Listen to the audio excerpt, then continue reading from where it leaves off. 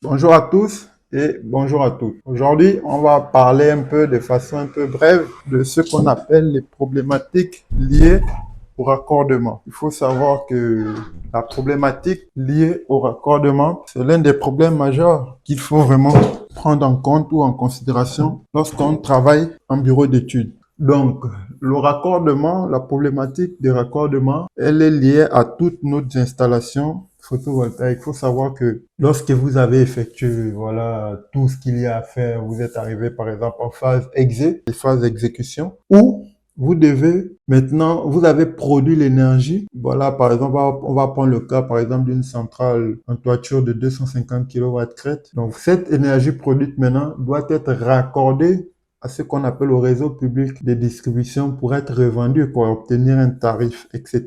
Donc, la problématique due au raccordement, lorsqu'elle n'est pas prise en compte dès les phases de développement de projet, peut porter un lourd préjudice au projet vers la fin, quoi, si on se rend compte trop tard. Donc, c'est vraiment à prendre en considération dès le départ. Le raccordement, qu'est-ce que c'est? Bon, moi, je vais essayer de le définir, voilà, avec mes mots. Donc, on va dire que le raccordement peut être défini comme étant le branchement ou la mise en communion entre deux types d'installations différentes. D'une part, le réseau public de distribution qui est régi par la norme 1400 et d'autre part, le réseau domestique ou le réseau industriel qui, lui, est régi par la norme 1500. Donc, le raccordement, donc, c'est le lien entre ces deux-là qui est fait en un point qu'on appelle le point de livraison ou le poste de livraison. Le terme technique, c'est PDL. Il faut savoir que en fonction de la proximité du réseau de distribution, nous avons plusieurs types de branchements. Donc, le premier est ce qu'on appelle un simple branchement. Le simple branchement, c'est, non, on appelle ça quoi? Le raccordement simple ou le branchement simple. En tout cas, c'est le branchement simple. Voilà, c'est le fait de raccorder le réseau public de distribution au réseau domestique. Et cela n'est possible que par la proximité de notre parcelle en limite de propriété du réseau de distribution, quoi. C'est-à-dire, lorsque notre réseau de distribution public est proche de notre parcelle, on fait ce qu'on appelle un simple branchement pour mettre en communion ces deux. Et c'est le plus simple. Il existe aussi ce qu'on appelle un raccordement et un branchement. Cela est nécessaire est nécessaire si le réseau public n'est pas à proximité de notre parcelle. C'est-à-dire, il est vraiment un peu éloigné de notre limite de parcelle, quoi. Donc là, le raccordement nécessitera, par exemple, de rapprocher le réseau, les différents câbles du réseau à proximité de notre parcelle. Donc, ça nécessite des coûts supplémentaires, quoi, qui sont soit pris en charge par la commune ou bien par le propriétaire du bien. Donc, voilà le deuxième type. Et le troisième type, c'est ce qu'on va appeler un renforcement. Premièrement, un renforcement et un raccordement et un branchement. Donc, tout ça, c'est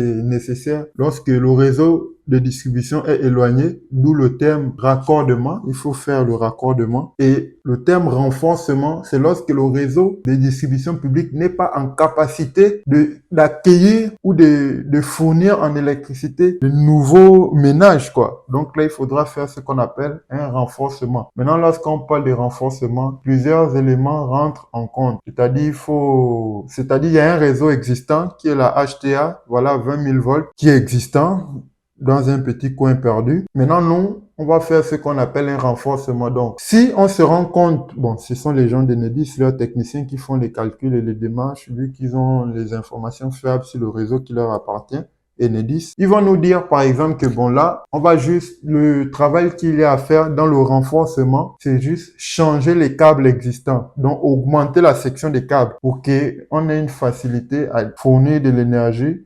supplémentaires aux nouvelles habitations sans avoir des pertes supplémentaires, quoi, très importantes. Ça, c'est de un. De deux, ça peut être le cas où on va juste renforcer le transformateur qui est existant. Donc, c'est-à-dire changer quelques pièces pour augmenter sa capacité. Et lorsque les deux cas précités ne correspondent pas. Donc, le troisième cas, c'est ce qu'on appelle, par exemple, voilà, la création d'un nouveau poste de transformateur. Donc, cela nécessite, voilà, des nouveaux branchements à la ligne HTA qui est à proximité. Donc, créer des nouveaux branchement et un nouveau poste de transformateur, quoi, pour pouvoir fournir en électricité toutes nos nouvelles distributions en termes d'énergie solaire. Donc ça, c'est ce qu'il faut savoir sur le branchement de prime abord, quoi. Donc une définition simple de raccordement qui se définit comme étant la mise en commun entre deux réseaux, deux types d'installations différentes. L'une qui est le réseau public national, qui est défini par une HTA qui est reconnue par une 20 000 volts, et l'autre qui est ce qu'on appelle une installation domestique, donc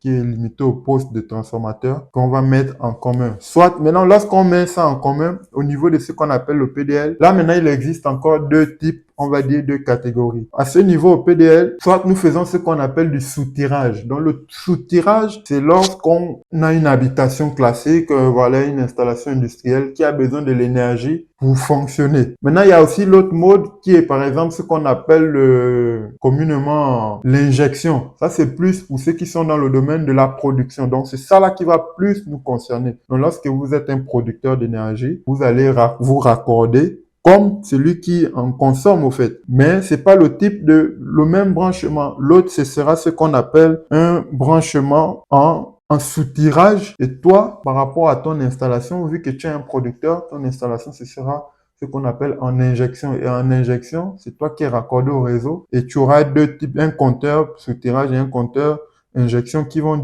décompter ce que vous avez produit et ce que vous avez injecté sur le réseau. Et en fonction de ça, annuellement, mensuellement, donc vous allez être notifié, par exemple, de ce que l'État vous doit pour avoir injecté sur le réseau national. Donc ça, c'est ce qu'il fallait savoir à première vue, quoi. Maintenant, ce qui nous concerne, pour les installations photovoltaïques, il faut savoir que vous pouvez, par exemple, être dans une zone qui n'est pas très urbanisée. Bon, voilà, où l'urbanisation elle peut être avancée, mais les réseaux qui vont avec l'urbanisation, c'est-à-dire les transports communs, les réseaux publics de distribution d'eau, les réseaux publics d'alimentation en énergie ne sont pas aussi densifiés. Donc là, vous pouvez par exemple avoir une parcelle qui a une distance X du dernier poste de transformation, quoi, ou de la ligne électrique. Donc quand on parle de ligne électrique, il faut savoir qu'il y a les lignes aériennes et les lignes souterraines. Donc vous, qui êtes agriculteur ou bien qui avez une parcelle qui est exercée, par exemple, dans ce qu'on appelle dans les nouveaux métiers de production d'énergie renouvelable,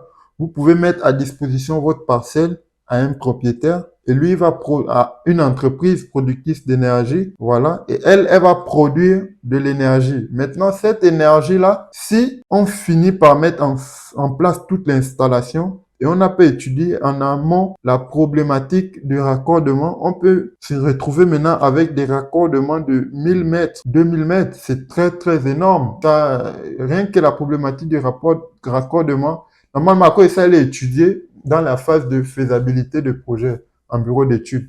Au tout début, quoi. Donc, lorsqu'on parle de faisabilité, c'est sur plusieurs ordres. Par exemple, en fonction de la région de l'ensoleillement, on peut étudier, par exemple, les différents productibles, quoi. Donc, on va faire ce qu'on appelle, par exemple, réaliser des pré-études énergétiques, des dimensionnements des centrales dès le départ. Et on va voir aussi, voilà, l'évaluation du productible. Est-ce que cette région produit vraiment un ensoleillement qui nous permet de lancer un type d'installation de cette envergure, quoi. Donc, dès cet instant, il faut prendre en compte la problématique de raccordement. Donc, quand vous faites, par exemple, les études de faisabilité pour, voilà, en fonction de la région, le taux d'ensoleillement, le productible, il y a aussi des études de faisabilité liées, par exemple, aux contraintes liées au PLU, la réglementation, ce qui est faisable, ce qui n'est pas faisable et ce qui est contraignant. Donc, ça, c'est aussi ça. Il y a aussi, par exemple, la faisabilité sur le plan économique en fonction, par exemple, du mode de financement qui a été choisi par le client. Si c'est lui-même qui va financer ou s'il va peut-être, ce serait une participation entre lui et l'entreprise productrice d'énergie, etc. Ou bien ce sera à 100% l'entreprise qui produit de l'énergie et lui, il aura, par exemple, ce qu'on appelle un loyer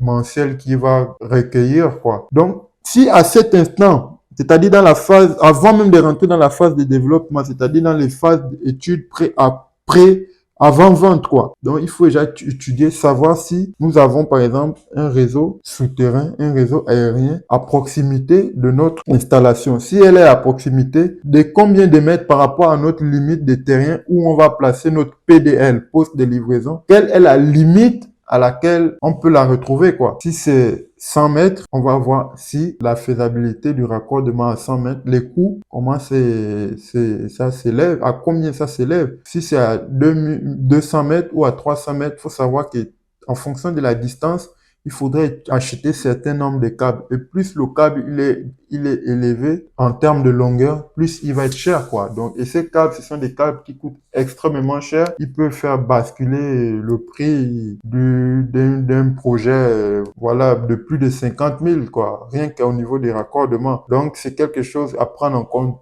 dès le début, dans les phases de pré-études. Voilà, quoi. Donc, c'est ce que je voulais vous parler aujourd'hui. Donc, on va se résumer de façon brève. Il faut faire attention à la problématique de raccordement dès le début de l'initiation du projet. Plus important, en phase pré-étude. Donc, voir si, par exemple, dans la région, nous avons des postes, les lignes haute tension qui passent à côté ou à proximité de notre installation. Si ça n'existe pas, il faudra savoir que notre installation ne peut pas être, voilà, le type d'installation en injection totale sur le réseau. On peut avoir une autre installation de type, par exemple, autoconsommation pour des sites isolés, quoi, mais l'injection qui ne peut pas être possible s'il n'y a pas de réseau public de distribution. Premièrement, donc cette problématique liée au raccordement peut faire basculer ou modifier les coûts de façon énorme, quoi. Donc nous avons vu ce qu'on appelait le simple branchement en fonction de la proximité entre le réseau public de distribution et notre installation en limite de propriété. On avait vu ce qu'on a, le deuxième type qu'on appelait le branchement et le branchement avec le réseau public de distribution et notre installation. Et le troisième, c'est ce qu'on appelle le renforcement. C'était plus le renforcement. Donc, on a dit le renforcement, c'était lorsque la capacité du réseau à fournir de l'énergie aux nouvelles habitations est faible. Donc, il faudra la renforcer. Mais ça peut être valable aussi dans l'autre sens. Le réseau peut être faible à accueillir une nouvelle puissance d'énergie sur son réseau existant, quoi. Donc là, il y a ce qu'on appelle du renforcement à faire. Et les renforcements, ça peut être au niveau des sections des câbles qu'il faudra augmenter. Ça peut être au niveau